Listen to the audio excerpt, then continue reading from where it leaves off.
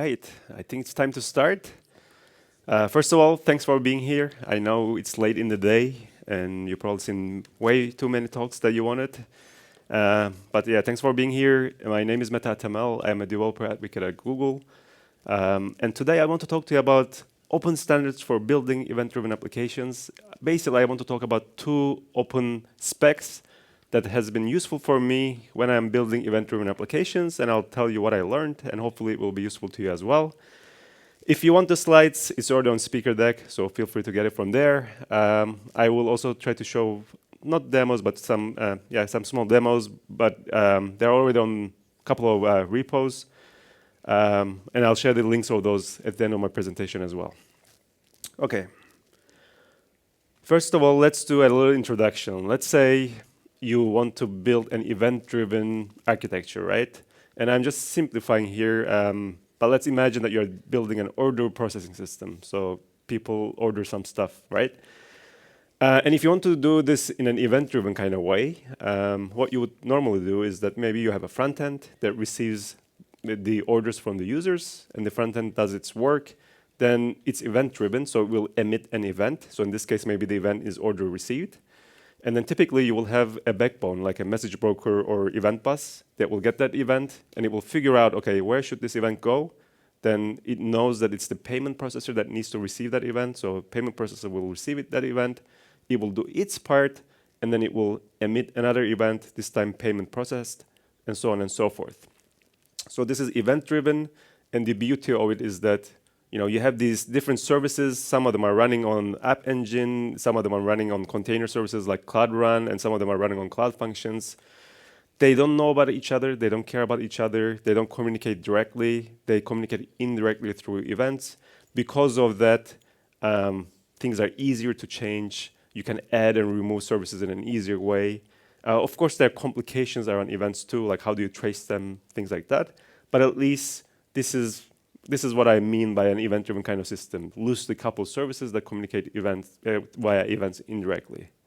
Now, in this kind of architecture, you need to decide a couple of things. First of all, you need to decide on an envelope of your events. How are you going to route these events?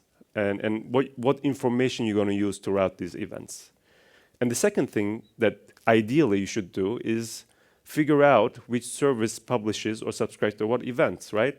Once you figure that out, communicate that. How do you do that? So this is what this talk is about. And the TLDR is that CloudEvents defines an envelope that you can use. And AsyncAPI helps you to document event formats and which service publishes or subscribes to what events. So we'll go through both. We'll look at what they provide, how they help, and hopefully at the end of the talk, you will be in a position where you can decide whether you want to use them or not. Now, first, let's talk about CloudEvents. And again, ask the question of why CloudEvents? Now, again, when we look at event-driven architectures, you usually have some event sources, and then they emit some events, and then they need to go to some event destinations. But also, typically, there's something in the middle, like a middleware. Maybe it's one or more, and that does the routing, and maybe it does filtering, things like that. Now, normally, if you use one event type or one eventing system, then this is easy. But in real applications, you typically have multiple types of event sources. So maybe you have an event source that's publishing to a Kafka topic. Then maybe you have an IoT device that's publishing to an MQTT kind of protocol. And then maybe you have a cloud service that's publishing to a Google Cloud PubSub topic, right? Now, because of this, now your middleware ends up being much more complicated. You have different protocols to deal with, Kafka, Google Cloud PubSub, and so on and so forth. You probably have different formats to deal with, like maybe the event format is in JSON, but maybe you're using something more performant like Protobuf, or maybe it's in Avro. And your events, they probably have different schemas, so you probably want to save those somewhere and communicate those as well. So reading events and writing them becomes difficult because you have to deal with all these different formats. Now, CloudEvents tries to solve this problem in an open way. So it's an open source specification for describing events in a common way, but also it provides you SDKs to read and write events as well. So it's not just spec, but it's also SDKs in different languages. It defines a minimal set of context attributes. So these context attributes, they basically are used to route the event, the minimal things you need to route the event. But it also gives you a way to basically send your data. So there's a data field or database 64 field where you can put your own data for your own applications. Now, if you look at what does a cloud event look like, there are two different formats of cloud events. The first one is called binary mode. And binary mode is good for receivers unaware of cloud events. And I will explain this once we look at the event. And here's a cloud event. You can simply send it as an HTTP request in this case. And first, the content type defines the mode of the cloud event. So if it's application JSON, it means it's a binary mode cloud event. Then you have some headers. And these headers, they're required ones and optional ones. So the spec version, type, source, and ID are required attributes. These are the minimal attributes that you need to route the event. Then you have time and subject that you can add if you wish. You probably want the time, subject, maybe not. And then maybe your application needs special headers, right? Like something that's special for your application. Those are extension attributes. So you can set these extension attributes and you can read them using the SDK. So these are the optional extension attributes. And finally, so this is the envelope, but the actual data goes in the body, basically. So in this case, it's just a simple foo bar. But basically, that's the data part. So as you see in binary mode, the cloud event is basically the headers that have this special CE dash. And that's what determines where your events go, and what time it was generated, stuff like that. And this binary mode is good for receivers that might be unaware of cloud events because they can simply ignore the headers. If they don't understand cloud events, they can just not read them, but they will still have the data. So if you have that kind of a situation, then maybe binary mode is a good option. Now, the second mode of cloud event is called structured mode. And structured mode allows simple forwarding of the event across multiple routing hops. And I will explain what this means again once we see an example. Now, in structured mode, as you see, you only have one header, and the rest is in the body. So that's the difference from the binary mode. Again, the header determines the mode of the event. So in this case, the header is cloud events plus JSON. That means it's structured mode. Then you have the required attributes of cloud event, so spec version, type, source, and ID, but they're not headers, they're in the body. You have the time and the subject if you wish to use. Then you have the extension attributes that you can add for your application. And finally, you have your data, and that lives under data field, okay? So basically, it's the same event, but in two different formats that you can choose. And again, this is good for forwarding, because if you have multiple routers across the hop, maybe these cloud event headers might cause problems, because the routers sometimes they look at the header, and maybe if they don't understand it, they can drop it. Whereas in this case, everything is in the body, so the routers usually don't look at the body, so there's a higher chance of your events going through the different routers, basically. Okay, so that's good. That gives us a format, basically, for our events that we can try to use. But what else cloud events provide for us? Well, first of all, it gives us some formats. So by default, events are in JSON, like the examples I show you. But you can also use protobuf, Auro, and there's a draft for XML. So you can use different formats. You don't need to use just JSON. It gives you different protocol bindings. So the default is HTTP, but there are things like Kafka, MQTT, and there's a draft for WebSockets. You have different SDKs for different languages. And then you have various cloud event libraries from vendors. So, for example, Google Cloud has this Google Cloud Events libraries, because the data field has the actual event, right? So what you typically do is that you use the Cloud Event SDK to read the envelope, but then you use the vendor-specific libraries to actually read the actual data that you need. And if you, I'm not going to run an example, but I can just show you one example. For example, if you look at the Java SDK, there are multiple examples depending on what you're using, like Spring, or if you just look at a basic HTTP one. So this is a basic HTTP server. But here, basically, you're using the CloudEvent SDK, and then you have an HTTP server. And then I think at some point, yeah, you create a message receiver reader, and then from the message reader, you can get a cloud event. And I think to write a cloud event, you would have a message writer. Of course, in Spring, it's different. So I'm not set up to run Java right now, so I won't try to run these. But if you are using any of these flavors, like Spring or Spring React or whatever, you can check the examples under Java SDK. Now, I also mentioned that you would typically use CloudEvent SDK with a library from a vendor. So I will show you an example. This is not in Java, it's in C#, and I probably shouldn't show this in a Java conference, but I just want to give you an idea. For example, here, there's some code that listens on port 8080, and then we create a formatter, and this formatter has a type, storage object data. This type comes from the Google Cloud Events library, okay? And then from the request, we get the cloud event, so we are reading the cloud event.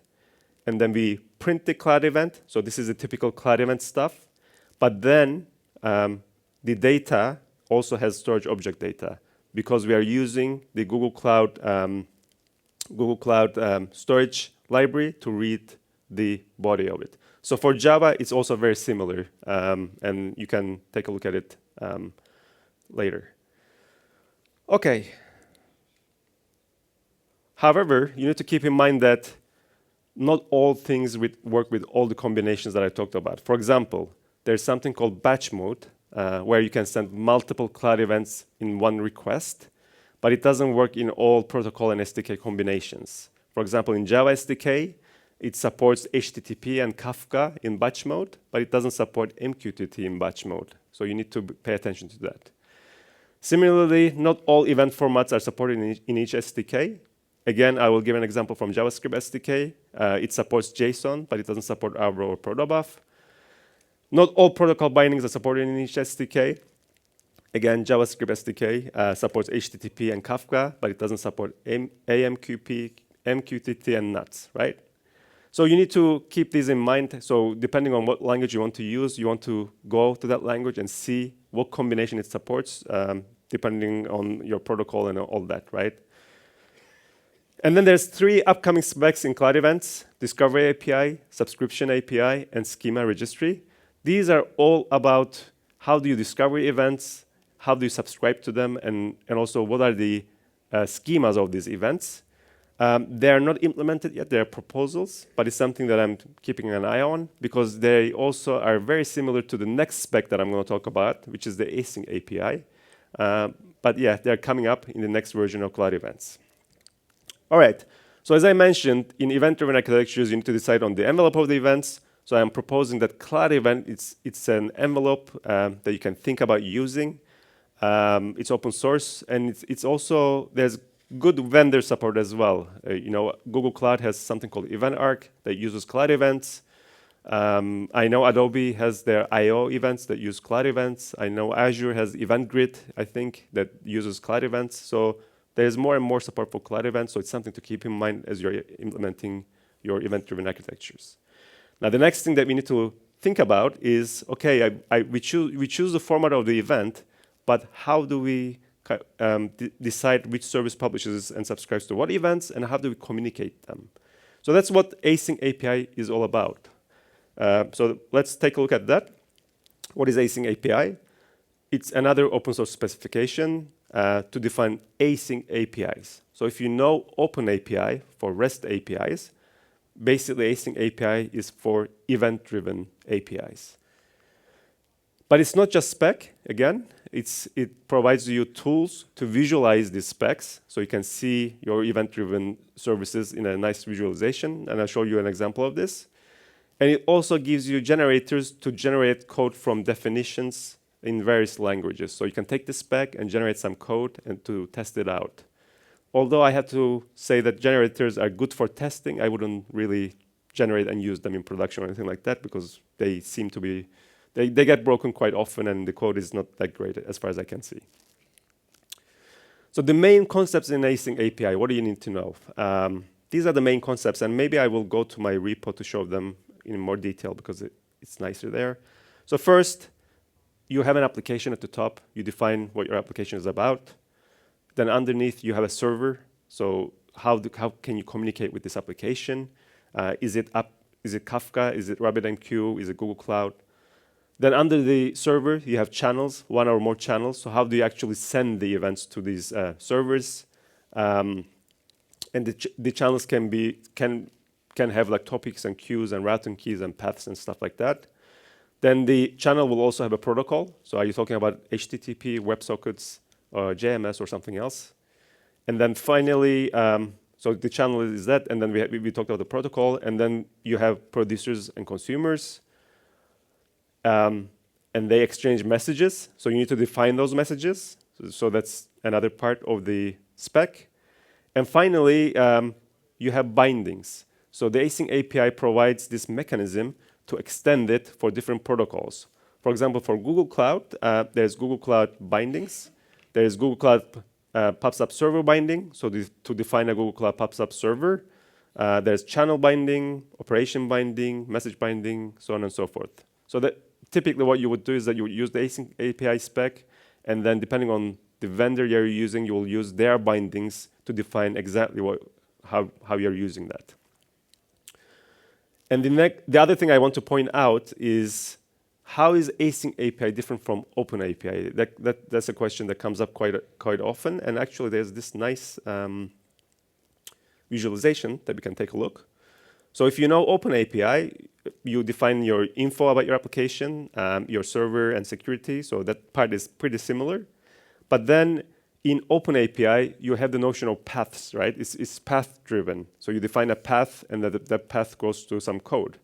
Now the path has a summary and description, and then you also have operations on the path. These are HTTP operations, get, put, post, so on and so forth. So you have requests and responses. Whereas in AsyncAPI, we are not talking about paths. We are talking about channels, right?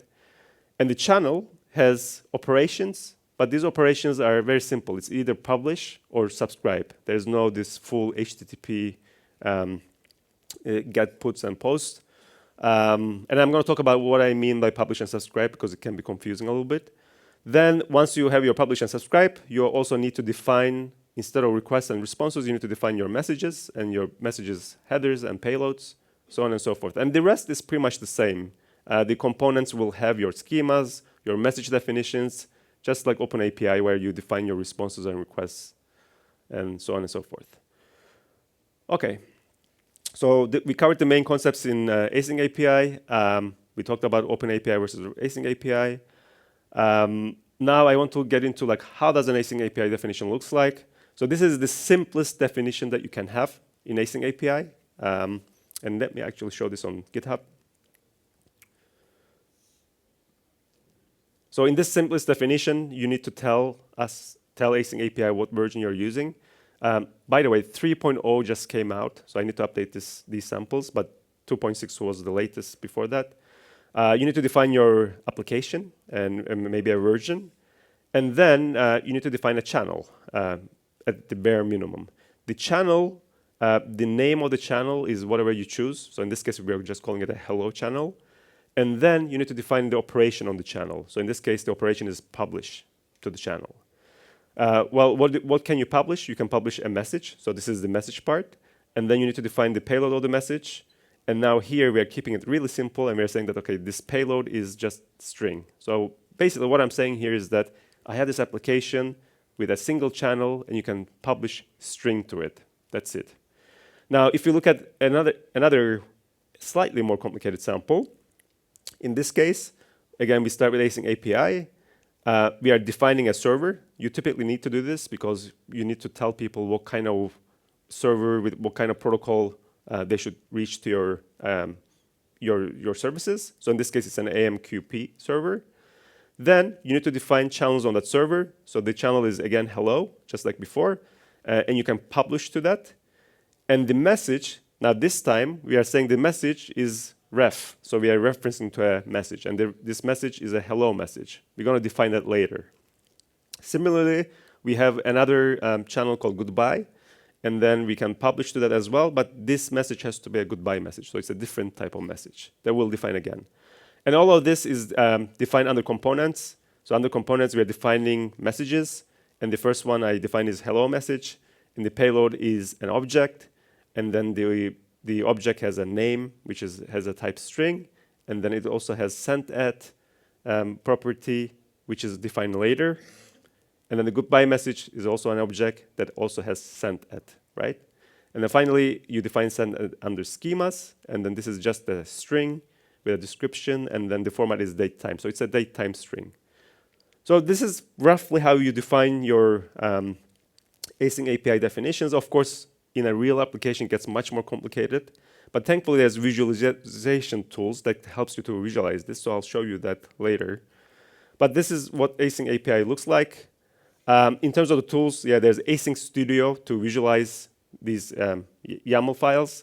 There's a CLI tool that you can install to validate these specs. And also, I think validation is the main part, basically, validate. And also use the CLI to use generators to generate code from it for different languages. I will show you an example here. Through this example, I will show you all of this.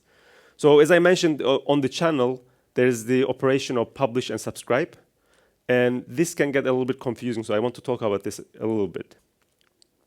So in async API, when you say publish to a channel, it basically means the user publishes messages to the server, right? So that's the user perspective. But from the server perspective, it means the server receives the message. Similarly, subscribe means the user subscribes to receive messages from the server, and then the server publishes the message, okay? And then if you are used to WebSocket terms, this is actually publish is like send and subscribe is like receive, right? So when you, depending on from which perspective you are looking at, it can get confusing. So my suggestion is that just think of it from the user's perspective. So when you're defining a service and you have a channel on that service, try to see it from the user's perspective, and then that will determine whether it's a publish or a subscribe. So that's the most useful one. So let's take a look at an example. So here, let's imagine, and maybe I showed this in Visual Studio Code. So it's the same thing. But let's imagine we have this, again, a very simple kind of architecture where you have an account service that does something and then publishes an event, user signed up. It goes to message broker, and the message broker routes that message to the email service, right? So if you want to define account service, how would you define the channel? Is this a publish or a subscribe operation? So now I'm thinking, okay, as a user, do I publish to account service, or do I actually subscribe to receive from that service? And the answer is, I think, subscribe, right? Because it's the service is publishing, and I'm subscribing to receive that. So if you look at the definition of account service, well, I should look at this one first.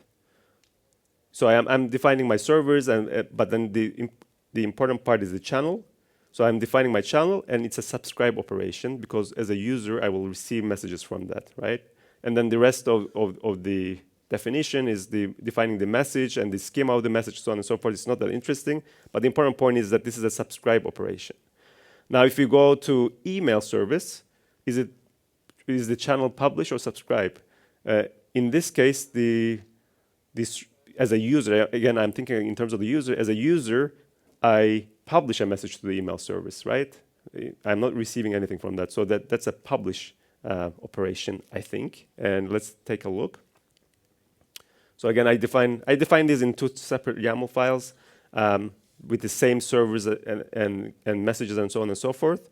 But then the channel is a publish operation, because you publish to that service. And one thing that you'll realize is that I have some common things, like, for example, I have my server that's the same between two services. I have my messages that are the same schemas and stuff like that. So what you can actually do is that you can create this common YAML with your common stuff. Like, so you can have your servers, you can have your message definitions, and you can have your schemas here. And then you can go to your account service common. I created a separate YAML. And then when you define a server, you can just refer to the common YAML that you just created. So here, I'm referring to the common YAML. I'm just saying, I'm going to use the service from the common YAML. So that way, you don't have to redefine things in multiple places. And then you just define the channel, and the rest is pretty much the same. And then if you look at the message as well, the message comes from the common YAML. And then if you also look at the email service common, it's the same kind of thing, right? Like the server is not defined, it just refers to it, and the message is also defined in this common.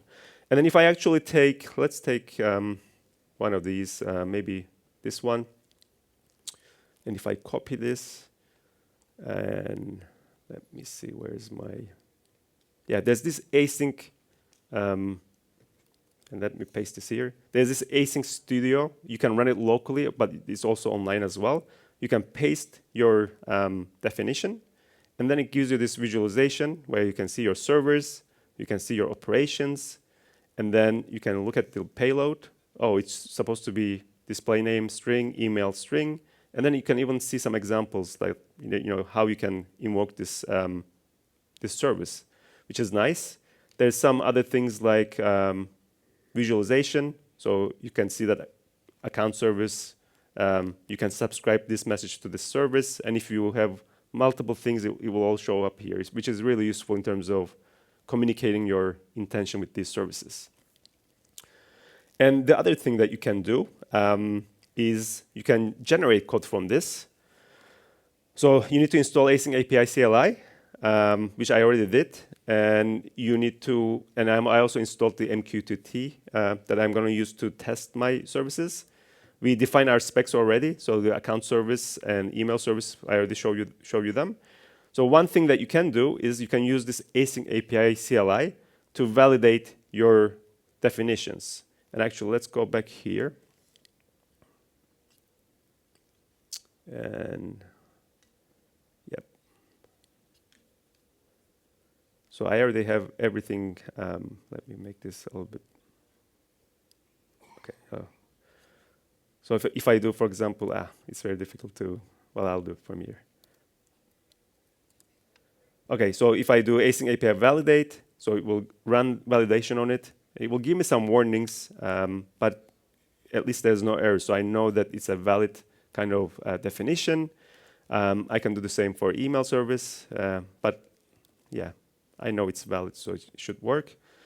And then finally, once you know that they're valid, you can try to generate code from it.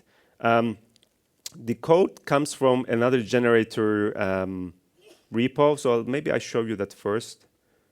So if we go back to our presentation, so if we look at the generators, and on GitHub, there is bunch of generators. So there's Node.js generators, there's Node.js that uses WebSockets, there's Java JMS, Java Spring, so on and so forth. One thing I will say about generators is that they're very limited. For example, for .NET, it's .NET using RabbitMQ, so it works for that, but if your YAML definitions has something else, it's not going to work. So it's a very much community effort, and then even the Java ones, I tried the Spring one, it generates the code, but it didn't work. Maybe I don't have the right dependencies. So I only use this for testing, and I think there's more work that needs to be done here, but at least it's useful as you get started. So if we go back to our definition,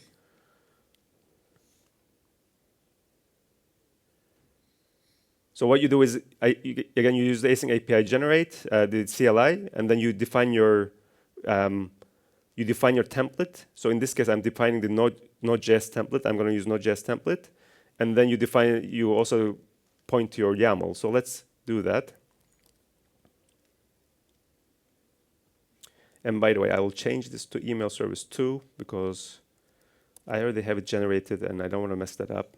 So now it's looking at the YAML for email service and it's generating some Node.js code from that.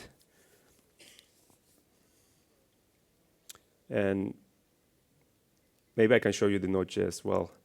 I mean, the code is a little messy. So if you, yeah, it generates all this stuff, and I don't, yeah, some of the things in here, like I don't think it's like proper Node.js per se. So there's a lot of things in here that I don't think you need. But anyway, it gives you something that you can start with.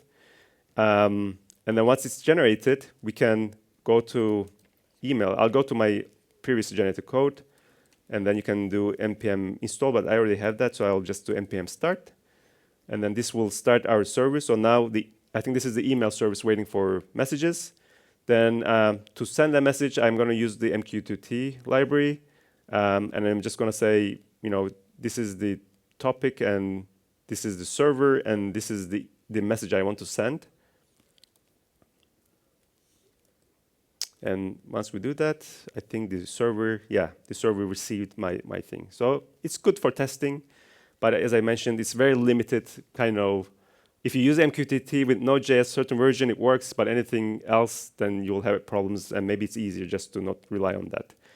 If you want to generate for Java, it's easy enough. So all you need to do is do the same thing, except point to a different template. So in this case, I'm pointing to a Spring template. So let's do that.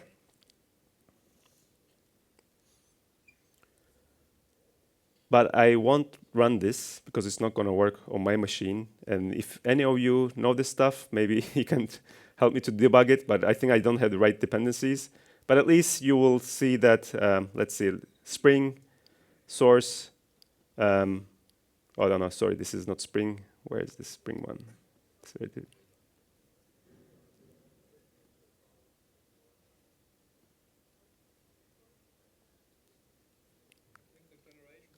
Oh, yeah, that's interesting. Am I not in the right? Yeah, because I'm not in the right directory. Sorry about that.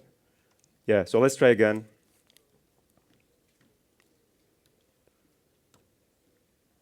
Okay, yeah, good status. Okay, let me remove this. Last time. Okay, now it's generating. Okay, so it has some code, but yeah, you see there's a source, there's main, there's Java, so it looks like it did something. Application, okay, it looks like a Spring application. Service, yeah, but I mean, you wouldn't write it like this, right, in Java? Yeah, so it does generate some stuff, but it didn't work for me because I don't have all the dependencies on my machine. But it's useful that there's stuff there, and maybe we can fix it at some point. All right. Okay, so we talked about all of this. All right, so now we have something with AsyncAPI, a way to document our event-driven services. And I think it does a pretty good job with the visualization, with the definition of YAMLs, and with some basic tooling. But now the real test is actually, can I use this in my work? Like, is it actually useful, or is it just useful for hello world kind of things? So that's why I tried to look into, I talked about CloudEvents. Can I actually document CloudEvents, a service publishing a Cloud event or subscribing a Cloud event? And how does that work?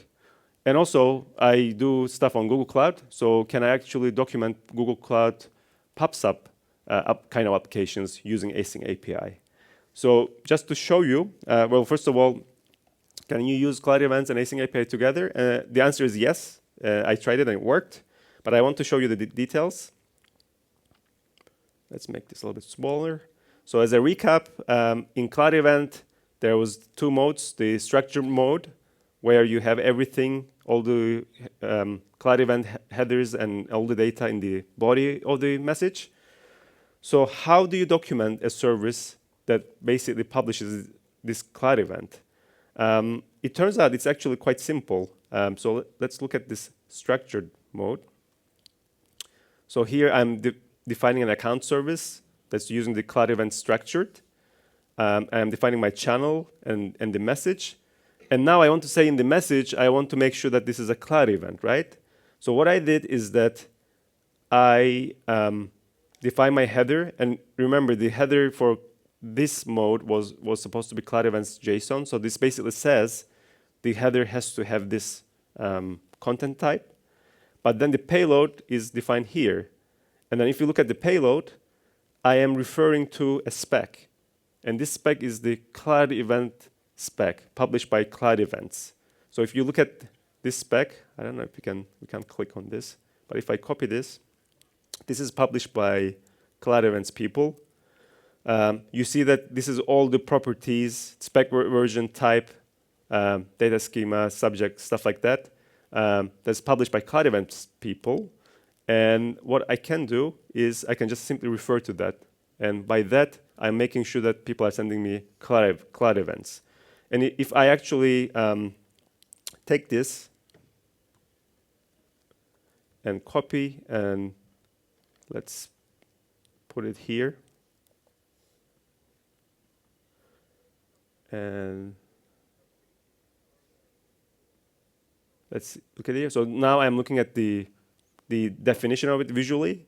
And I can see that there's this operation, subscribe, and the payload. I can get an example that shows me the payload that I need to send, which is a cloud event.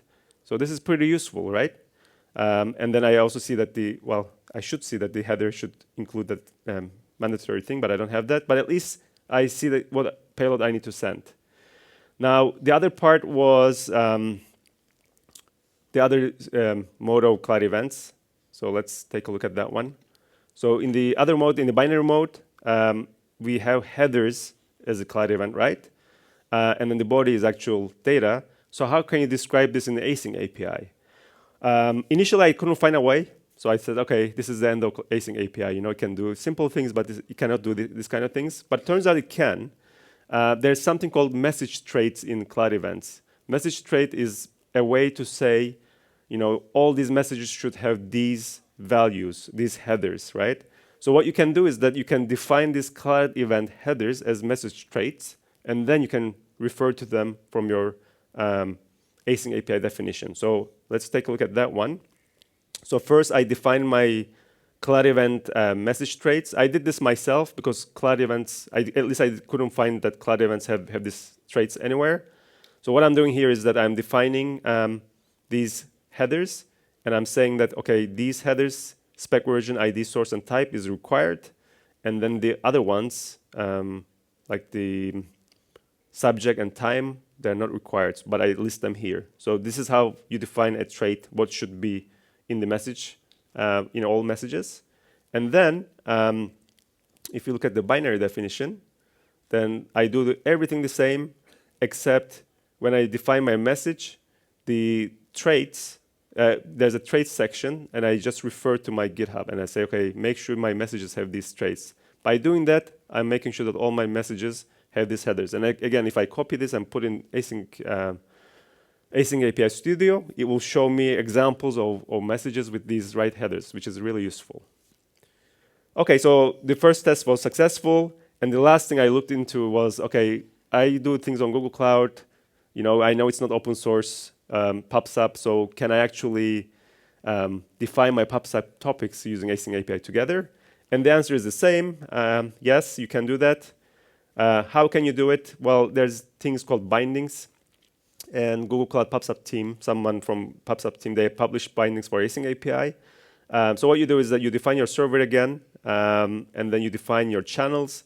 And in Google Cloud PubSub, you can have topics with schemas. So you can have an arrow schema or proto schema. And then here, I'm defining, under this channel, I'm defining a binding. And then this is the Google Cloud specific part. So here I'm saying that, okay, I have a binding. It's a Google Cloud PubSub binding. And this is a topic that you will publish to. And this is the schema that you're referring to. Okay? And then we have the typical publish and subscribe operations. Then if you have a proto schema, yeah, it's the same kind of thing, but except the encoding is different. And then you can also have other like Google Cloud PubSub settings, like the message retention, message storage policy, things like that. And then you can also have topics with no schema. And then in that case, you just point to your topic, okay?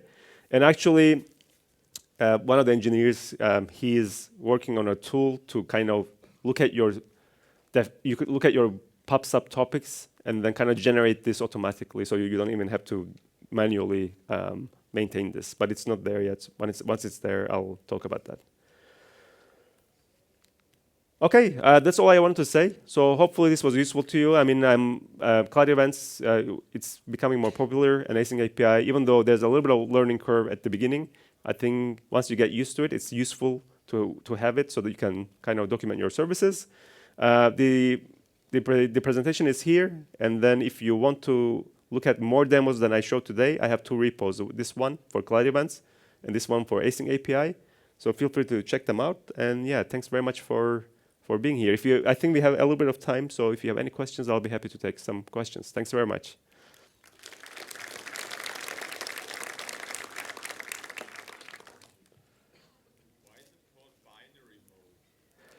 The question is, why is it called binary mode? I don't know. Yeah, I mean, why do they have 2 different modes, to be honest? Like, I think, well, one should have been enough, but yeah. I don't know why they decided CloudEvents to call it binary versus structured. Because they're both structured, if you think about it, right? Anything else? Yes. Is there authentication built in somehow? So are you allowed to publish on that channel or subscribe? You can define the authentication scheme. So if you want to document that, you can document it. But I don't think there's any generator or anything like that to kind of set that up. And the question was basically, is there any authentication support? And the answer is that, yeah, you can document that. There's some tags for that, but there's no generators or anything like that to set it up. Yes? Is it possible to refer to an external author schema? Is it possible to refer to an external authorization schema?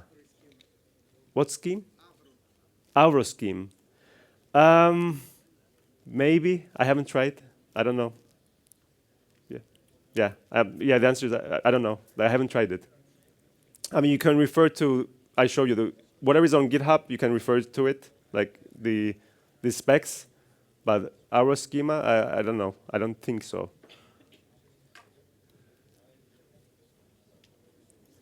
Anything else? Okay. Well, enjoy the last talk. I think that's the last talk, so enjoy.